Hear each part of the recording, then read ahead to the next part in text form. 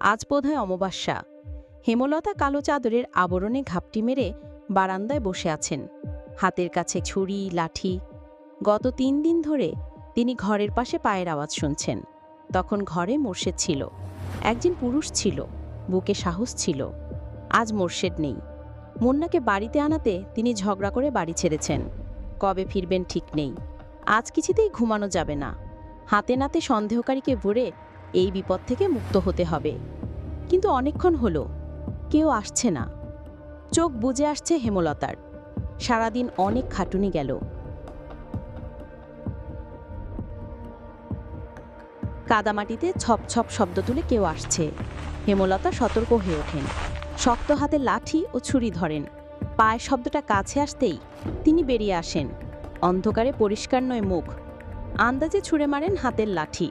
লাঠিটা বেশ ভালোভাবেই পড়ল সামনের জনের উপর। পিছনের জন দৌড়ে পালালো। লোকটি আর্তনাদ করে বসে পড়ল মাটিতে। পরক্ষণেই পালানোর চেষ্টা করল, কিন্তু পারল না হেমলতার জন্য। হেমলতা দ্বিতীয় লাঠি দ্বারা আবার আঘাত করলেন। তার তীক্ষ্ণ দৃষ্টি স্থির,